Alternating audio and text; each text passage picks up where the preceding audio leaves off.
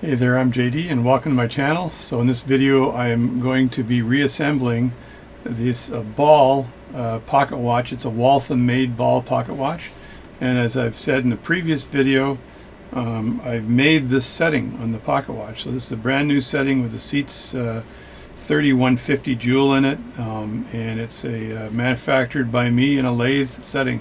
So I'm pretty proud of it, and I'll show you in the video quickly of how I set those screws in as well, and the tool I made. So please enjoy. The last thing that needs to be done with this watch is a dial foot needs to be replaced, and that'll be a video I'm making in the future on how to use a dial foot soldering machine. But this watch is running very strong right now, and I've obviously made this intro video after the watch was reassembled. So please enjoy the video and have a great day, and thanks for watching my channel. And if you want to leave me comments, leave them on YouTube, or you can email me at jdwatchservice@gmail.com. And if you want me to do any service for you, just let me know. Send me an email message, and we'll chat. So thanks for watching again. Please subscribe and please like my channel. It all helps. All right, the first thing we're going to do is have a look at the setting here that I made, and just screw these little tiny screws back into the setting. So I need to draw a picture because education is fundamental when you're doing these sorts of things. So let me just move these little screws out of the way here, and time to get my picture drawing capabilities up. So there's a setting. So if I look at the screw setting, you see that's up, that's down, up and down. So I'm going to just twist the camera over a bit so you can see this a bit better. And so there's the screw setting. So here's the plate like this. I'm going to have to adjust this. Here's the plate like this. And then there's a gap for the screw like this. And then here there's the threads that go ziggy, ziggy, ziggy, zaggy to the bottom. And then there's the plate like that. And on this side, it's the same thing. It's like this, and then forward, and then ziggy zaggy, ziggy zaggy, ziggy zaggy to the bottom. Those are the threads, and there's the top. Now, when a setting is made, there's a hole for the setting. Let's say right here is the setting hole, and the setting would come out like so. And in this case here, the setting rises up, and then it tips, or it bends like this, and it goes like that, and it goes inward, and then there's it goes down, and then there's a jewel down here, there's a jewel here, and then it's burnished over material and stuff like that. But that's not the point. So the idea is that you have a screw. Let's say the screw, I'm going to make this a little bit over further here like that. I'll paint this in, but let's say the head of the screw is like this, and this setting is actually over the gap here like that. So the screw head actually goes down, and it hits a, that's a shitty drawing. I'm going to redo this.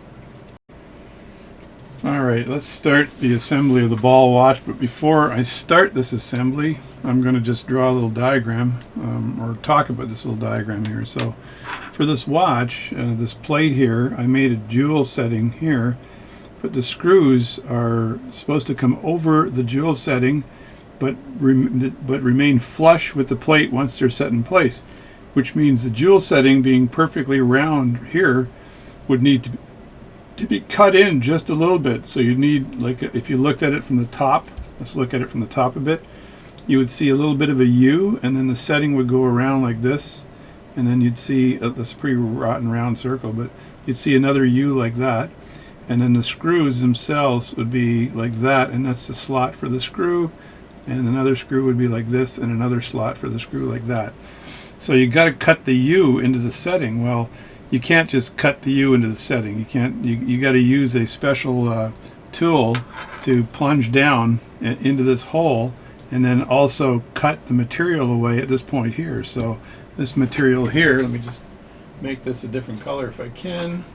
So this material here that's red would need to be removed. This material needs to be removed so that this, I'll make the screw head red here, so the screw head can basically fit into where that material is. So that's the screw here and the screw head and the threads and screw head. So that little cut needs to happen, and so it's uniform distance from the edge here to the edge here, and so you need to make that cut. So the only way to do that is to build a tool that'll plunge down through here without touching the threads, but then have a cutter that cuts down into that hole like that. So the tool basically looks like this. So the tool's it's got an end here that fits into the screw hole like this, and then the screw hole would be on the sides here. So that fits into the screw hole, and then on this side here you've got your cutters at an angle, right? You've got a bunch of cutters that are kind of like this at an angle, and those cutters, and then this is a rod that goes up, and when you just, how do you draw cutters? Anyway, the material for the part, this part here, this material here would be going over the edge of this cutter. So you'd see material like this at a lower level than the plate of the actual watch, if this is the plate of the watch. And then this cutter is just cutting, it's boring in a hole right here with that. So, and you make that cutter on a lathe. So I did that. I made the cutter on a lathe. All you do is you take a piece of steel or blued steel or whatever, and you cut the first knobby down to the smallest size to fit into the screw hole. So you need it to be sized to fit into the screw hole without interfering with the threads. And then the next cut, the step-up cut for that, is this part here. And then you take a file and you file this, you turn it a quarter, you file it, you turn it a quarter, you file it, you turn it a quarter. And by the time you've done that 4 times, you end up with a cutting surface here. And then you simply put this into the screw hole like this and turn this until it cuts. So that's this tool right here that I made. Let me just do a close-up of this tool. So there's the tool. I'm trying to hold it steady here, and you can see the teeth on the second level and the first level going into the screw. So that's the tool with the teeth, which is a pretty cool tool. So this tool that I made went into the holes here and just fits sort of in like that, and then you twist it like this clockwise, and that cuts the edge of this brass setting that I made that goes in there. So that basically makes that undercut or the cut on the side of the setting to allow the screws to go in flush. That was the first setting I made here, which I kind of screwed up because the mouth of it's not good enough, even though the burnishing was excellent on that. The second setting here was, I believe, perfect.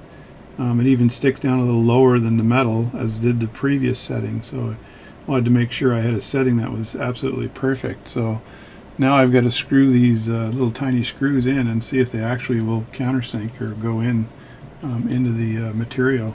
So I'm just going to do that right now. And there's one screw that's longer than the other, which I don't like.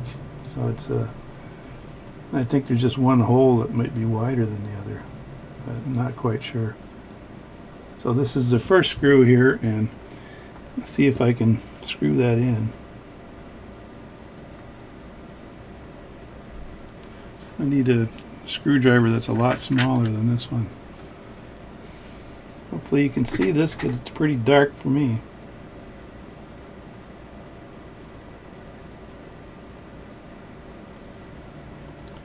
That, my friends, is going in perfectly flush. So that's holding the screw in place, nice and flush. This screw looks short, but other than, I may not have a choice. This was a screw that was in there before. It just looks a little tiny bit short, but might serve the purpose. So, of course, because it's so short, it's very hard to start.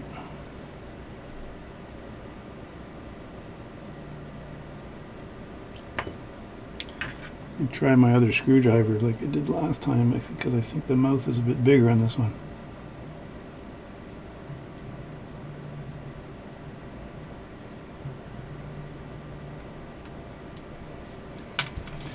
Could be wrong.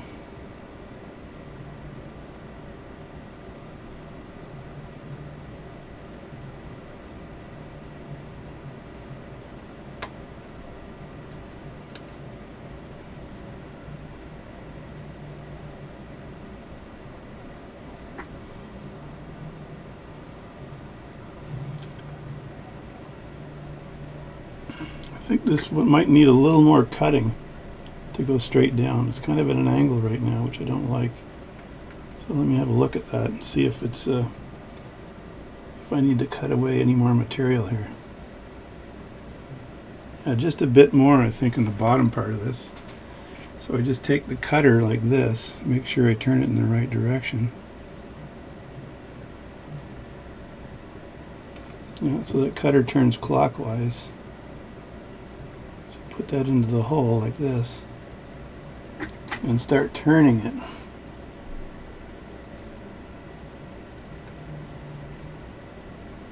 Like so.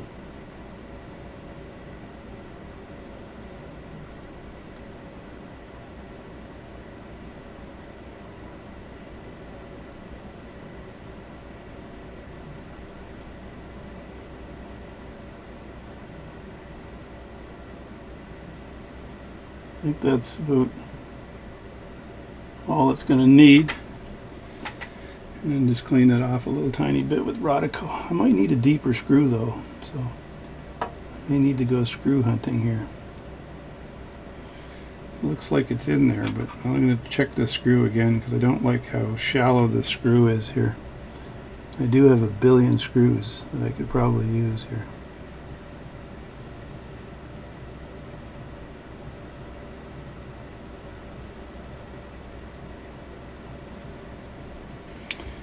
Alright, try this again.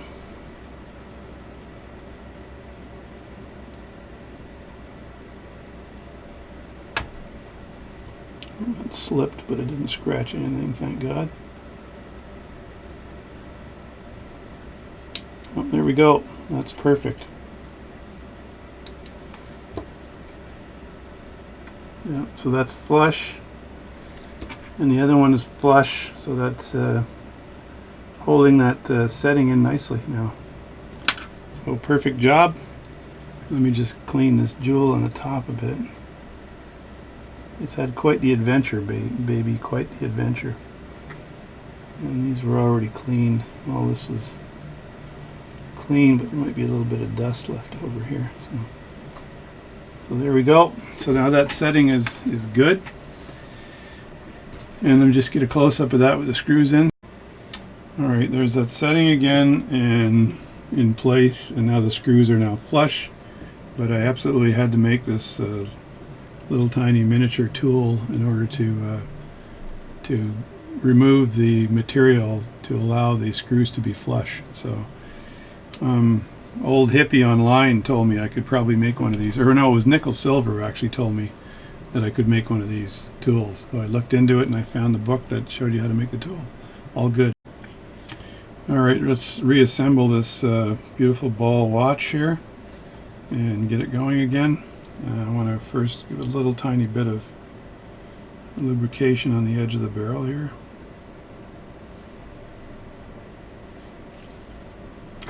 Just so the barrel moves freely. There we go.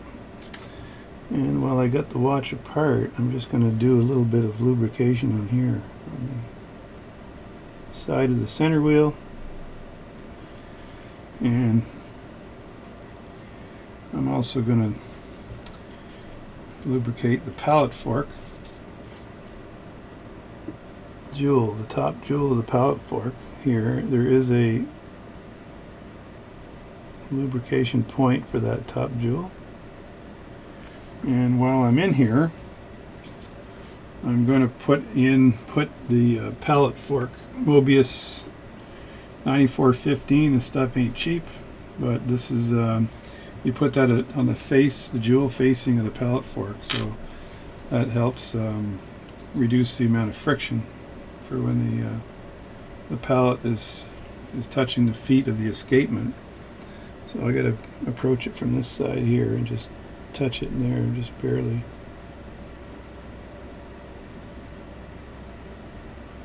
bit on this side.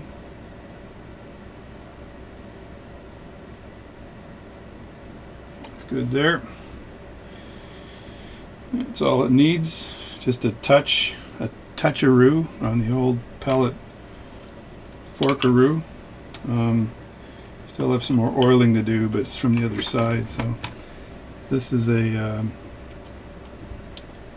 believe I remember putting a new setting in here, right in here, in the middle. So that's a new setting there. And I think I replaced one of the other settings. I can't remember which one, but I replaced one of the other settings as well on this watch because it needed some work. But the top one was the worst one of all of the guilty settings.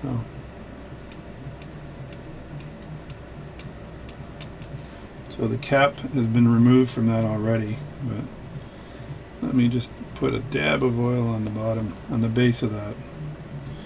So when the pallet goes, or when the balance staff goes through, it'll be met up with just a bit of oil. There we go. And I'm not sure if that's recommended, though. I've always found that it's a good thing to do, recommend it or not. And now I have to put a thicker oil here on the stem. There's already oil on there, I can see. From this was disassembled by a different watchmaker. Disassembled this, but he couldn't fix the jewel issue because you had to be able to actually make stuff. I don't think he was prepared to make anything. Which made it a bit difficult for the guy. And if he's doing this for a living, it takes time to do this. You can go poor by doing this kind of thing, and especially if it's, you're doing this for a living, you're gonna be doing a lot of watches a day, right, kind of thing. So doing watch repair or restoration like this, it's kind of a specialty. It's good if you're retired, I think, because you're not expecting to feed the children with this, right, which is good. So there we go. Let me put this barrel back in carefully. Man, I should move this out of the way. This is nice, so very proud of myself. There's still a little black mark I forgot to remove. That's part of the pen I used to mark it. In the other video I showed you when I was making that, I had to figure out what the depth was. So I wanted to, didn't want to play with it. So the first thing I got to do here, I should be able to put this plate on. I don't, this plate on its own, which is a wonderful thing. It doesn't need to, there's no other devices in there, so it's just the plate itself. So this should just go right back on without a problem. I'm just looking to see if I've forgotten anything. I don't think so. So let's just put this plate down carefully. And it should drop into place. There we go. That's dropping down nicely, and then like I've always mentioned in my watch repair videos, I put the screws on, but I put them on nice and lightly so I don't have any issues later on. And I think a black screwdriver or a red one, I think a red one would be the best tip for this. And so I'll put this on, but not tight. But I do have to remember later on to tighten these up. If I don't tighten them up, there's all kinds of crazy stuff that can happen. And believe you me, I've forgotten in the past. Just get carried away with something else, and you're like, oh man, what did I forget? It's like, oh yeah, I forgot to tighten this up. So, and just screw that in like that. And then the third screw here, get rid of these oilers or move them out of the way.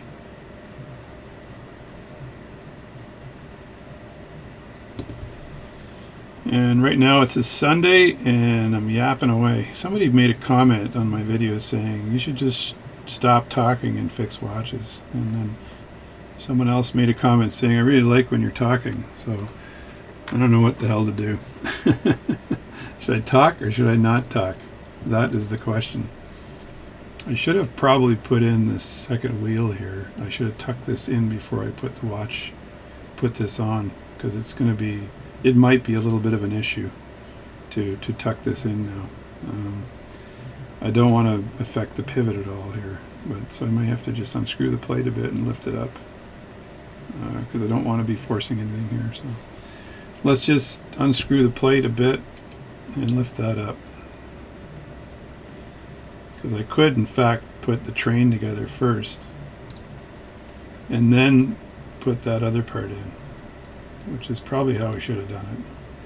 But you can sometimes tuck the wheel in on the inside without without a problem. So I don't know if I can do that right now or what. Oh man,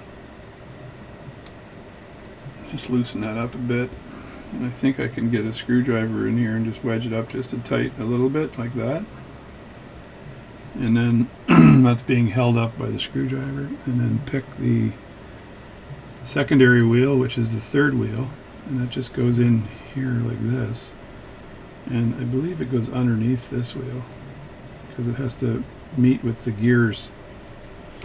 Let me see if I can get a little closer here to do this.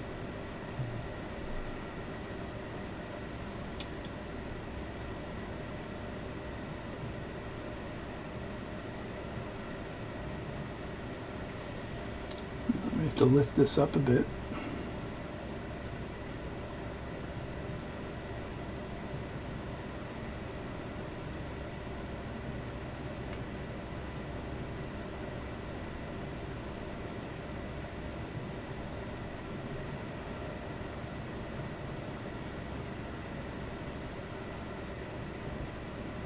Looking down in the jewel hole, and the pivot should just fall into place. Oh, there we go.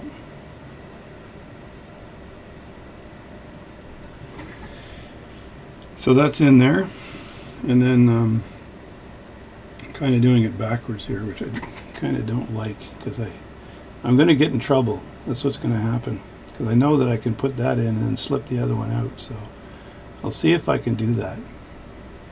So I'll just slip this one back out, give myself some real estate. This is what you don't do. Put the other plate on first, and then put this plate on. Why don't I do that? Because I'm just screwing myself here. So, because the plates go on in order, right? And if you don't put them on in the right order, then you can't fit the gears underneath. And if you can't fit the gears underneath, there's a chance of impacting the pivot, like bending something. So you got to be very careful. So, like I said to you before, I like to show all my bad points too. So this was definitely a bad point, because I shouldn't have done it that way.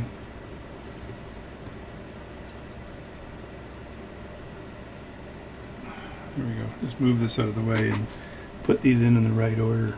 So I just have to slip that up a bit. Take this wheel out.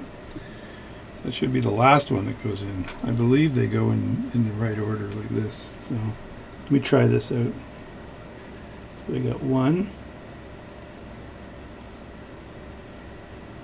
Before I plunge those down, though, I'm going to just touch the end with Rodico, because they're cleaned, but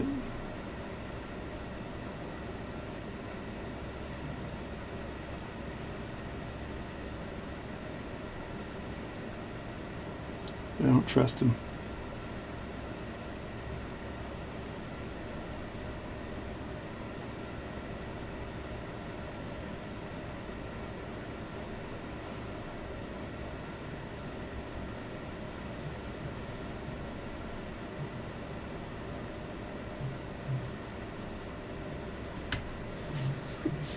All right.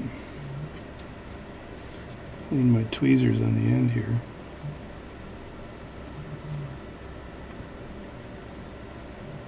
There we go.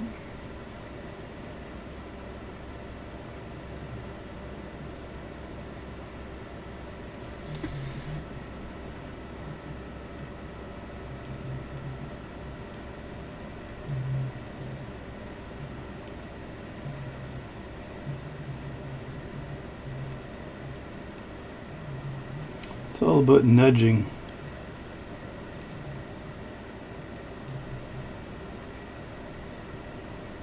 Yeah, that's good there. And then the minute wheel here, or seconds wheel actually. So this wheel here goes in like this, and basically this is the second hand that goes through there. So I should be able to angle this just a bit, and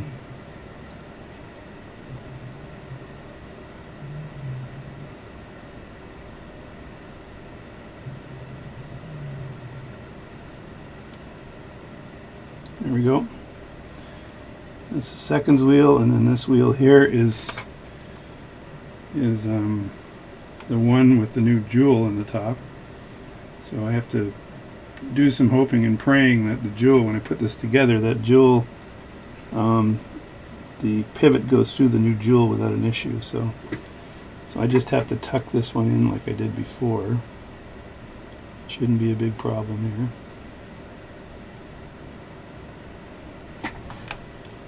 here. And I'm going to get really low here so I can see what I'm doing.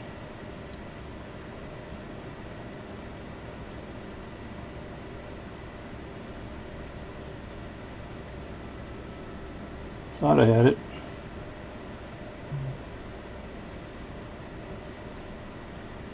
Is it there? No.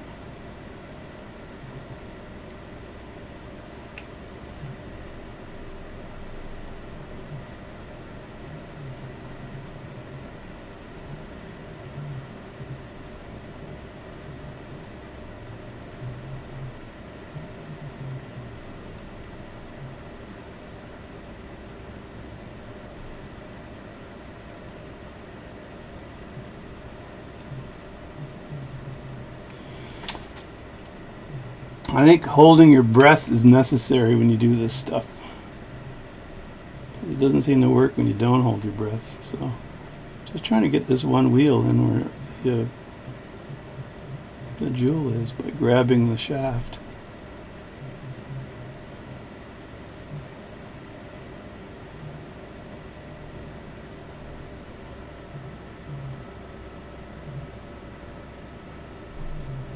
There we go.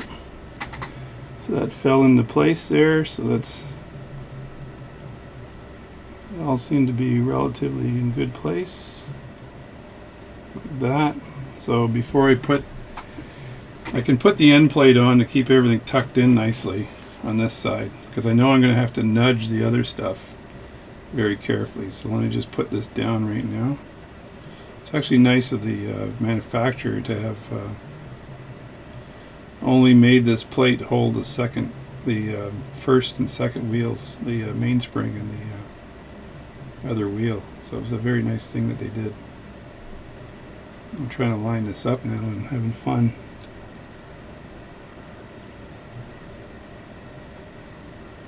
That's because it's not lined up properly.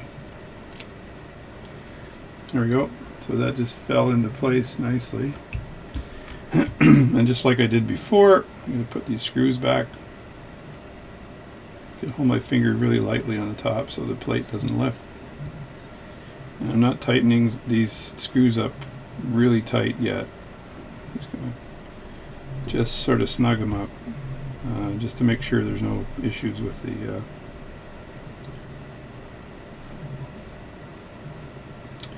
with any pivots or parts that might be in the way. So it's looking a bit better now. And I'm glad they made all the screws conform to the same size. That was a nice thing they did. Now this watch here, even though my buddy Bori thinks it's going to be finished, there is a dial foot missing. So the adventure continues. So I think that he might want me to replace that dial foot. I have a dial foot soldering machine coming in the mail. So that was quite a little bit of an investment, but it allows me to do a bit more professional job because I can actually replace a dial foot properly instead of not doing it properly.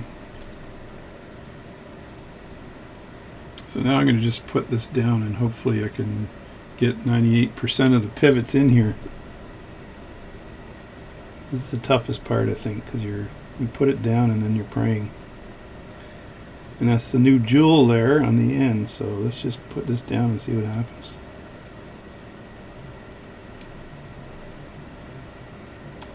What I'm hoping is I can see the new jewel pivot through the new jewel hole once this is all in place. So I'm just going to go and pause here while I take my famous tweaking device here and just push those pivots into place. Alright, actually didn't have to do anything. I dropped this movement holder about 1/8 of an inch and the whole thing went boop into place. So, which is pretty funny. So it's dumb luck, I call it, right? I gotta get my piece of pegwood out so I can just lightly press on the bottom while I put these 2 screws in.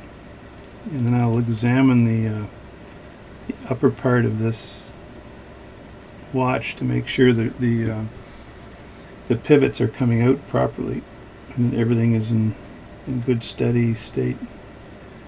And I just want to make sure that the pivots everything's working. So like I said before, I'm going to hand tighten this. I'm going to make sure that the second hand pivot is in there. So we just move this just a bit. We grab a toothpick and move it. So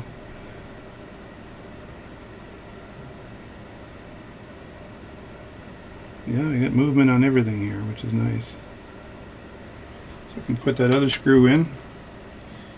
I probably should have run the train before I put everything in, but the pallet fork's in there, so I can just look at the snap of the pallet fork to make sure there's enough pressure with the pallet fork snapping back and forth. And when I end up putting the balance back in, then there should be no issue at all there. What a gorgeous setting. Sorry about that, Pori. It's just pride and joy, I think. And let's see, move that again and see if I get any action here. It's not bad. And I'm going to look at I'm going to get my other glasses on. I'm going to make sure that the pivots are sticking out of the jewels. It looks like they are. Doesn't look like I got a problem here.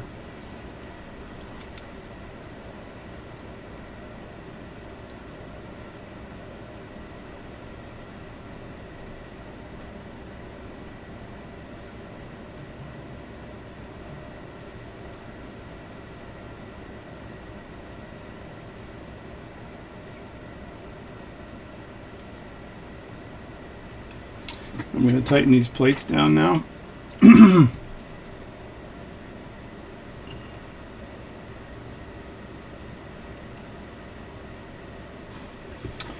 Now if I put the crown ratchet wheels and stuff in place, I should be able to line this with my bench key and check the pressure here. So this part here has got a little tiny hole here on the bottom, and that little hole needs to line up with the screw that's on the top here. So just move it into position like this and kind of line it up, eyeball it like that, and then when you put it down, it's kind of swinging on me, but when you put it down, you want to put it down like that. And that should fall into place, which it has. And like I've said to you guys a million times, to make sure that you group the screws up, or if it's dead easy, don't worry about it. But right screw for the right job.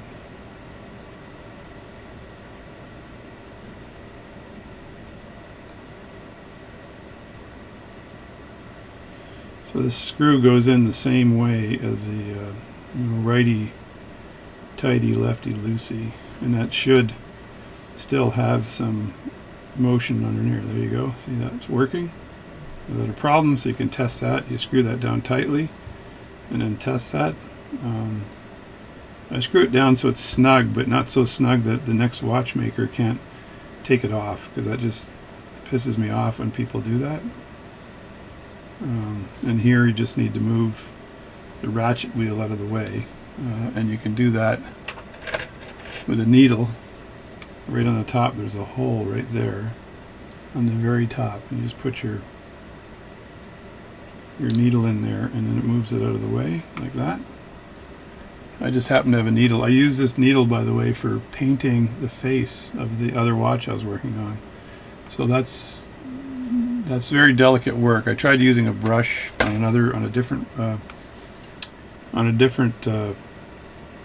porcelain face, but the brush was just not close enough. So I ended up using a needle. I gotta hold my breath now. And find the threads, and then hold it down just a little bit to tighten it, like that. I can turn it once or twice and then see if the fork goes back and forth. Yeah, there it goes. So it's throwing with just part of a wine that's going back and forth. That's kind of nice. So I know I'm getting some action on the balance. So that means that the pressure is going nicely through that new setting, and there's no issue here at all, which is really nice. So that's beautiful. That's a thing of beauty. And I'm just going to get rid of some of the marks on this watch here. Just clean it up a little bit.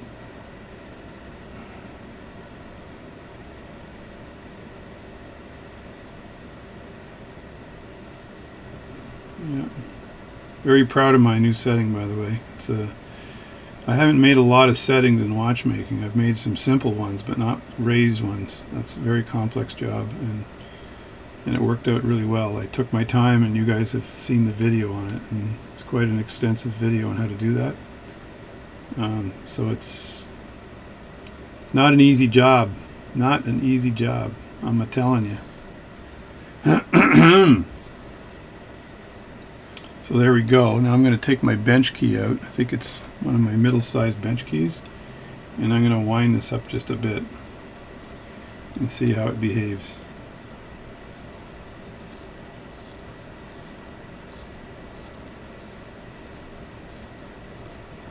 That's 10 turns with a bench key on that. Actually sounded really nice. And now I'm going to take my little piece of wood here and just press that pallet fork back and forth to see how that snaps.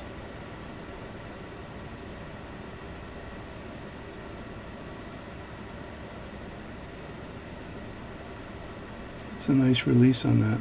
That's good. And before I put the balance in, just flip this thing around a bit. And I think I want to put a little bit of oil on it on this side here. Ever so carefully. I can just rest it down like this.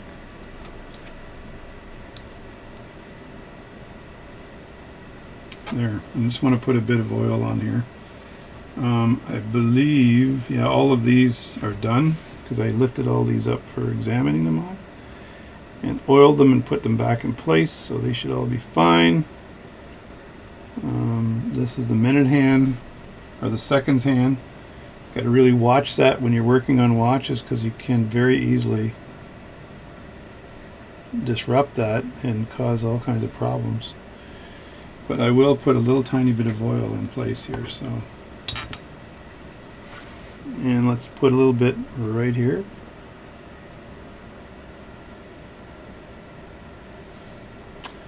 And this is just lubing it up. This oil, actually, if you look at old jewels, you'll see that the oil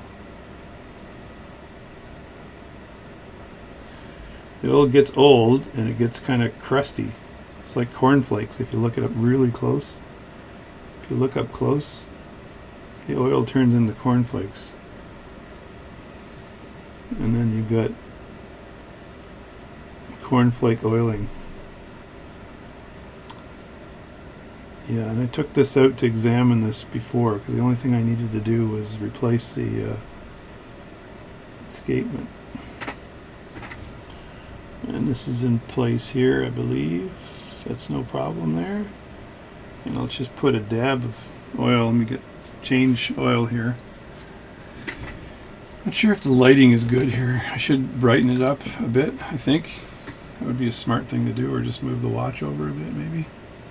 But I think I need to brighten this up a bit, so hang on. I don't want the rest of the video to be dark night.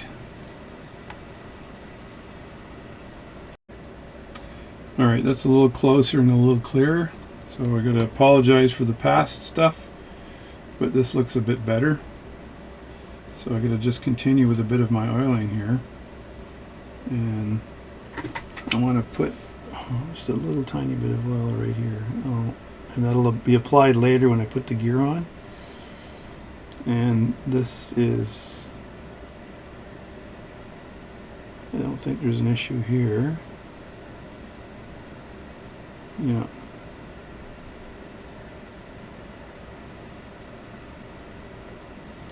Trying to make sure everything is in place here.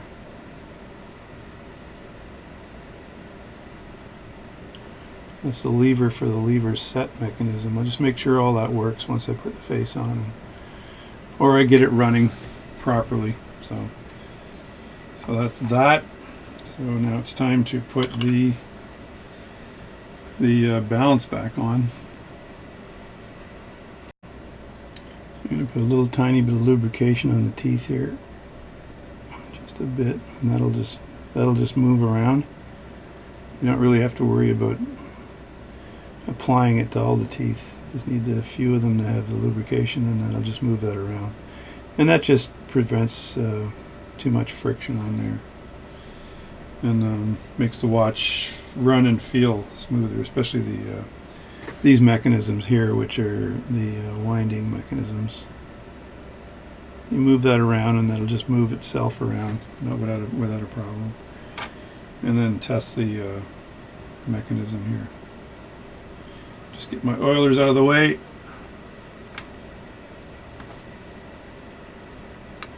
There we go. Hopefully that's in the, so let's just push that back like that, and then it hooks and it goes back like this.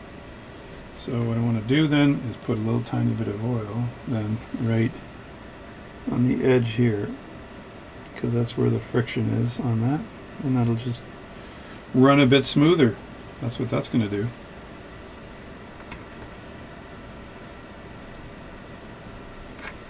And I forgot one thing to oil right on the inside here. Right here.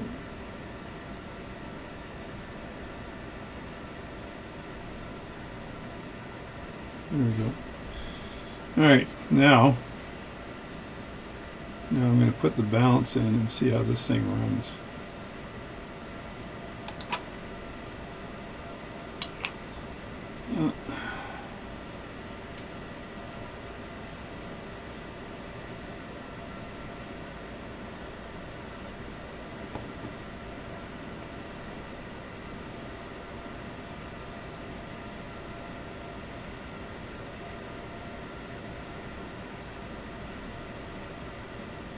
Touching it a bit with my fingers here, but so be it. There we go. Just want to make sure it's in place nicely here, so when I put the balance in I don't have an issue. And here we go. So let me just move this over here so you can see what I'm up to. About right there. And I grab this balance here. Hold my breath. And the pallet fork is on this side, so I got to enter it from this side here. Like that, and then turn it around. And I always put my fingers on the outside just for some reason, just in case the balance, if it were to decide to pop out of place, that would be an issue. So it fell down, but the pivot is not in the hole, so there we go. Alright, so now I'm going to put the screw in, and the screw is in my nice little plate, or my little balance cock that I made, invented, whatever you want to call it. But I just want to make sure that this thing is getting the amplitude it deserves.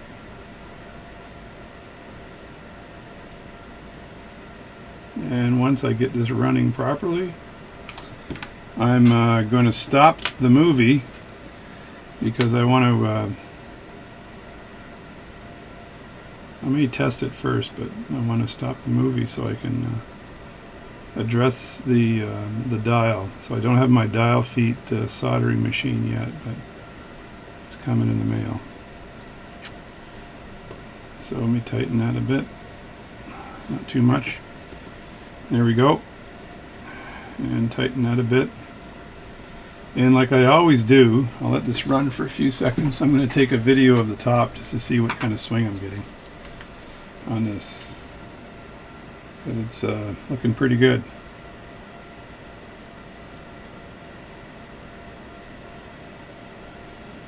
So I just take my video camera out here and do a slow-mo on it.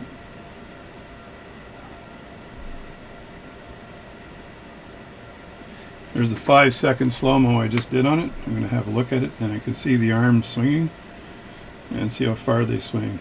That's not bad. It's going past 365 or 360 degrees, which is nice. That'll work itself in some more.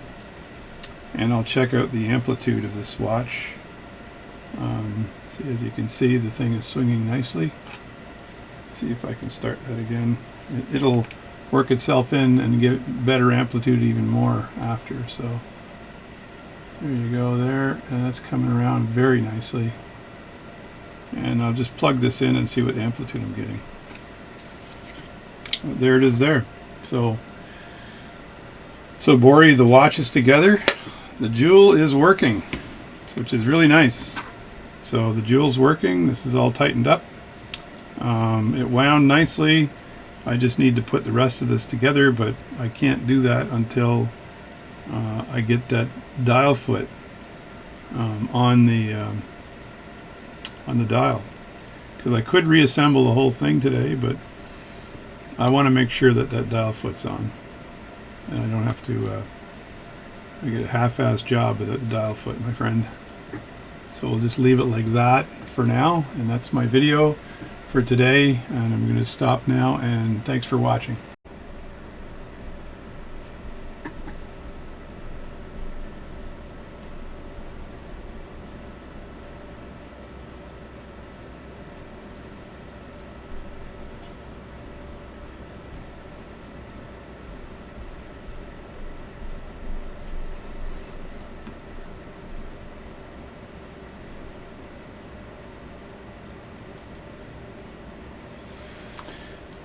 Alright, so it looks like we got about a 4 millisecond beat error, but we're getting a pretty decent amplitude. It was up to 260 a few seconds ago, and the rate is +4, so it's going between minus and plus right now, so really needs to be assembled completely to get the right numbers, but those are pretty strong indicators already that the watch is running well now. Whereas before it was very low amplitude with problems because there was a couple of jewel issues on the watch, and as I said before, it's got a new seats jewel. It's got a 30/150 jewel in there for the third wheel. So pretty cool. It's up and running. We're just going to check its accuracy over time, and check the beat error. It could have something to do with my microphone too. Who knows? We'll see. Now I'm just going to analyze this with my very expensive Swiss Connect software and see what it says.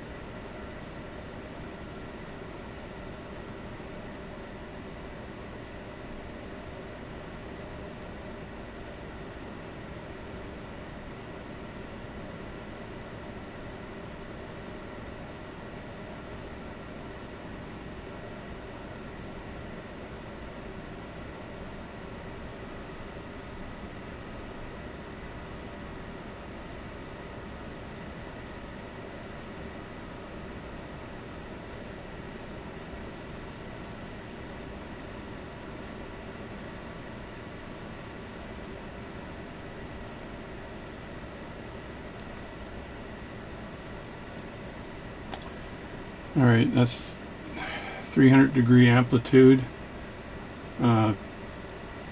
plus 1.7 seconds per day, 0.2 millisecond beat error. Holy crap, that's good. So that's exceptional. I kind of trust this Swiss Connect software better than I trust my very expensive software, because there's so many settings you have to do. This software actually automatically sets it correctly, so So that's a really good amplitude on there. 266 right now, but it was 300. And plus 1.7 seconds per day. So I'm going to save that, and we'll just let this baby run for a while, and I'll check it tomorrow and see if it's still going. No problem. I'm going to wait till my soldering stuff gets in. I'll just send this forward to Bori, who's the owner, just to show them that the watch is running very nicely right now. So there you go. So that's the video for today. Hope you enjoyed it, and I'll check you out next time. Alright, just before I close this video down, there's the swing on the balance. It's really strong. That's exceptional. So it's going way past 360 degrees, maybe to 400 degrees or more. So I'm very impressed by that, and I just wanted to show you the results. So that's the results of the repair. Very happy.